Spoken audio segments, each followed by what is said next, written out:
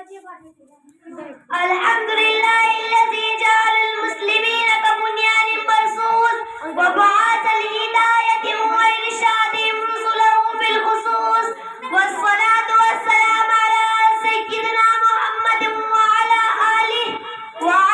آله وأصحابه أجمعين أما بعد فأعوذ بالله من الشيطان الرجيم بسم الله الرحمن الرحيم وما أرسلناك إلا رحمة للعالمين صدق الله العظيم قال النبي صلى الله عليه وسلم إنما بعثت معلما محترم بزرگوں اور میری مائیں بہنوں، میں نے ابھی آپ کے سامنے قرآن کریم کے ایک آیت اور ایک حدیث شریف پڑھی ہے۔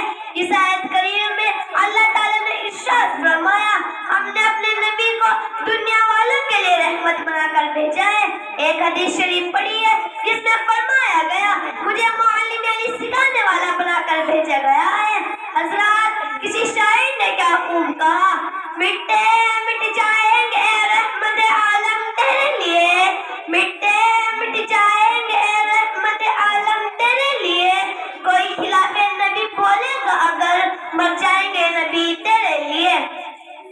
محترم حضرات، اللہ تعالیٰ نے اس امت کو اپنے نبی محمد صلی اللہ علیہ وسلم کو عطا فرما کر بڑا انعام فرمایا، اس کائنات کو روشن فرمایا۔ اس امت میں نبی کریم صلی اللہ علیہ وسلم نے آ کر گمراہیت و ضلالت سے نکال کر سیدھا راستہ بتلایا۔ جب حضور صلی اللہ علیہ وسلم بڑے ہوئے، دین کی اشاعت فرمانے لگے، تمام مکے والے برداشت نہ کر سکے۔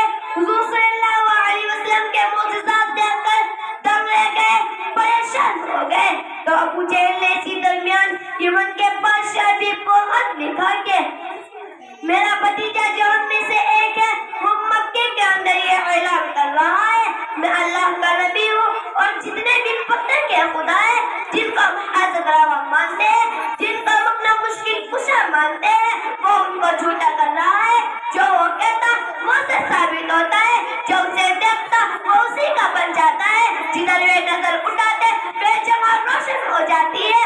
اور آپ آئیے آ کر ہمارا فیصلہ فرما دیجیے۔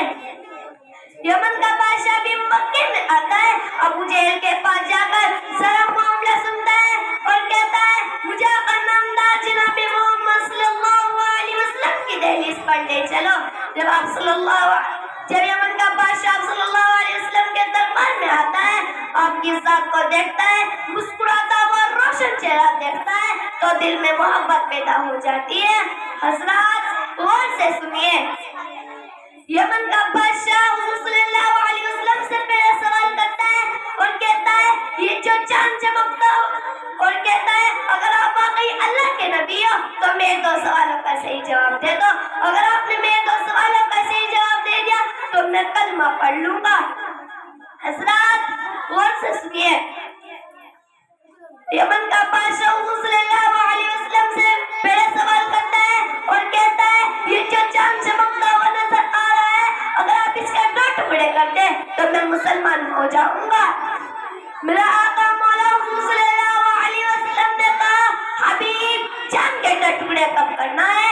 کہا کل جب 14ویں کا چاند طلوع ہوگا۔ حضرات، 14ویں کا چاند آتا ہے، حضور صلی اللہ علیہ وسلم اپنے صحابہ کے ساتھ شفا پہاڑیوں پر تشریف لے آتے ہیں۔ تمام صحابہ خوش ہیں کہ آج تو کم ہو کر ہی رہے گا۔ ادھر کا بھی مشرک مذاق اڑا رہے ہیں کہ یہ کام نہیں ہو سکتا۔ میرا آقا حضور صلی اللہ علیہ وسلم نے کہا حبیب کیا چاہتے ہو؟ کہا چاند کے ٹکڑے۔ میرا آقا مولا حضور صلی اللہ علیہ وسلم نے چاند کی طرف اپنی نظروں کو اٹھایا، انگلی کا اشارہ کیا تو چاند اپنا جگرا پاڑ کر دو ٹکڑے ہو گیا۔ چاند دو ٹکڑے ہو کر فخر کرنے لگا اور چاند یہ کہنے پر مجبور ہو گیا میرے نبی کی انگلی کا اشارہ اور اللہ کا حکم میں اپنا جگرا نہ چیروں، یہ کیسے ہو سکتا ہے؟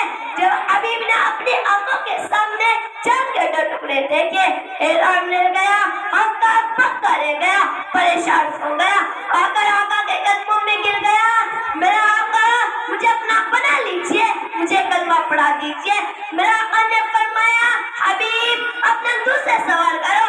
کہا میرا آقا مجھے دوسرا سوال کرتے کلمہ پڑھا دیجئے.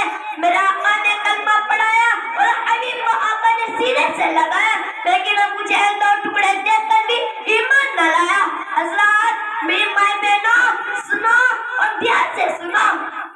میرے آقا صلی اللہ علیہ وسلم نے کہا, حبیب اگر میں آپ کے تجھے سوال کا جواب دے دوں. یمن کے بادشاہ حبیب نے کہا, بتا دیجئے. میرا آقا, میرا ایمان اور مضبوط ہو جائے گا. میرے آقا نے فرمایا, حبیب تیری ایک بیٹی ہے, تو ایک ملک کا بادشاہ ہے, تو نے بڑے بڑے طبیبوں اور حکیموں کو بلایا, لیکن تیری بیٹی کو سب نے لا علاج قرار دیا. تو چاہتے ہیں کہ تیری بیٹی ٹھیک ہو جائے. اللہ نے تیری بیٹی کو آنکھیں تو دی ہے لیکن دیکھ نہیں سکتی, پاؤں تو دی ہے لیکن چل نہیں سکتی, ہاتھ تو دی ہے لیکن پکڑ نہیں سکتی. نبی صلی اللہ علیہ وسلم کا معجزہ دیکھے. آپ صلی اللہ علیہ وسلم نے فرمایا, حبیب اب مکے میں نہ ٹھہر, واپس گھر چلا جا. یمن کے بادشاہ حبیب کا جا کر دروازے پر داس دیتا ہے. اندر سے آواز آتی ہے, کون؟ کہا, حبیب یمنی ہوں. جو بچی بول نہیں سکتی تھی وہ بچی زور سے آواز لگا رہی ہے, بابا میں آ رہی ہوں. بابا نے بچی کو سینے سے لگایا اور کہا, بیٹی یہ کیسے ہوا؟ بیٹی کہتی ہے, بابا 14ویں رات کا چاند تھا, کیا سونی رات تھی, فرشتوں کی بارات تھی, لب پہ سب کے یہ نعت تھی. بابا چاند تو ٹکڑے ہوا, پھر وہ مست ہوا, جھومتا ہی جھومتا شاید وہ کسی کو چومتا. آ گیا گھر وہ میرے, ٹھہر گیا سر وہ میرے.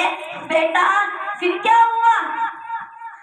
کہا, وہ ایک نور تھا بابا, نور ہی نور تھا, گھر ہمارا دور تھا. میرے بابا امی سب حیران تھے, چہرے سب پریشان تھے. بابا پوچھتا ہے, بیٹی تو نے غور سے تو دیکھا تھا, جو اس چاند کے نور میں تھا وہ کون تھا؟ میرے بابا میری سوچ کہتی ہے, آبرو سی آنکھیں, عین سے زلفیں جیسے قف تھا. بابا چاند میں تو داغ تھا مگر ان کا چہرہ صاف تھا. بیٹی پھر کیا ہوا؟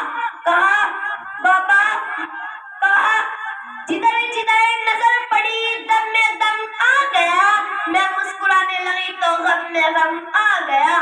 بیٹی تو نے اس کا نام تو پوچھا تھا؟ کہا, غیب سے آواز آ رہی تھی کہ سب کا یہ طبیب ہے, رب کا یہ حبیب ہے, کہ سب کا یہ طبیب ہے, رب کا یہ حبیب ہے, نبیوں کا امام ہے, محمد اس کا نام ہے. خیال کا یہ یقین ہے, محمد بے عیب ہے, خیال کا یہ یقین ہے, محمد بے عیب ہے. اب تو تم بھی مان لو محمد بڑا طبیب ہے. میری محترم مائیں بہنوں, اب تو بات سمجھ میں آ گئی ہوگی. اللہ تعالیٰ جس کو چاہتا ہے ایمان کی دولت سے مالا مال کر دیتا ہے, اور جس کو چاہتا ہے نبی صلی اللہ علیہ وسلم کو معجزہ دکھا کر بھی ایمان کی دولت نہیں دیتا ہے. ہمارے پاس ایمان ہے, اس کی قدر کرو. اللہ نے ہمیں ایسا نبی عطا فرمایا جو سراپر رحمت ہی رحمت ہے.